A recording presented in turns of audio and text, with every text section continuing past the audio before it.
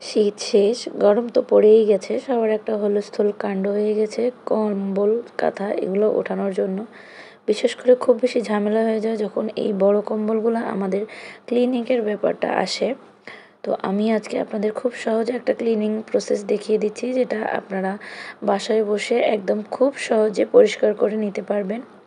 প্রথমে এই ভিডিওটা করার কোনো ইচ্ছেই ছিল না আমার, পরবর্তীতে মনে হলো যে সবাই এই ঝামেলাটাতে পড়ে, তাই একটা ভিডিও আপনাদের জন্য বানিয়ে ফেলি।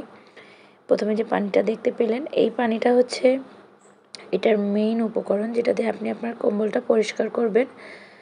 হাফ বালতি পানি নেবেন, তাতে একটা লেবুর রস দিবেন, 1 মুঠি ভিনেগার দিবেন, কিছুটা লবণ, আর যে শ্যাম্পু আপনি ব্যবহার করেন সেই শ্যাম্পুটা দিবেন।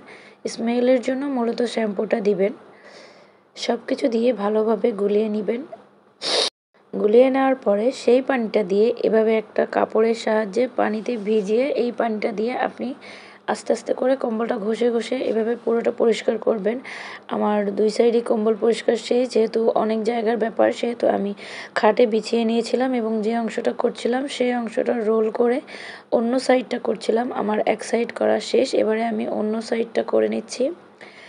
এই কাজটা একটু সময় সাপেক্ষ, তবে এটা করে ফেলতে পারলে আপনার কম্বলটা একদম সম্পূর্ণ ময়লা পরিষ্কার হয়ে যাবে।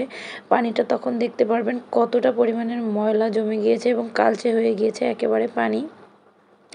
এত বড় কম্বল নর্মালি ওয়াশ করা খুব বেশি ভেজাল হয়ে যায় আর ঝামেলা হয়ে যায়। সেজন্য এই প্রসেসে আপনি একবার ট্রাই করে দেখতে পারেন, আপনার কম্বলে আর কোনো ময়লা থাকবে না, ট্রাস্ট মি। আমার কম্বল ক্লিনিং শেষ, এবারে আমি ছাদে চলে এসেছি। 4টা চেয়ার দিয়ে 4টা কর্নারে দিয়ে দিব।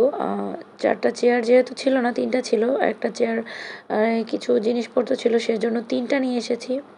আর ছাদে এক্সট্রা রড ছিল, ভাবলাম বা আরেকটা কর্নার রডের উপরে দিয়ে দিব, এই জন্য 3টা চেয়ার খুব সহজে 4টা কর্নারের মতো করে সেট করে নিচ্ছি।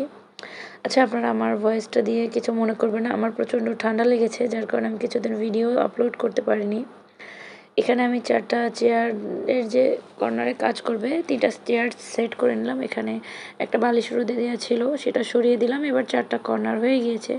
এই যে কম্বলটা রোদে দিয়ে দিলাম। এবার এপিট ওপিট করে আমি এটাকে কড়া রোদে খুব ভালোভাবে সারা দিন শুকিয়ে নিব। এরপরে এই যে কম্বল শুকানো শেষ, সন্ধ্যার সময়, এটা সন্ধ্যার কিছুক্ষণ আগে এটা ঘরে নিয়ে এসেছি। আর আপনাদের সাথে আগেই আমি শেয়ার করেছিলাম এই একটা কম্বলের প্যাকেট আমি নিয়েছিলাম, যেটা অনলাইনে খুব ভাইরাল একটা প্রোডাক্ট ছিল। প্যাকেটটা খুবই ভালো এবং খুবই মজবুত।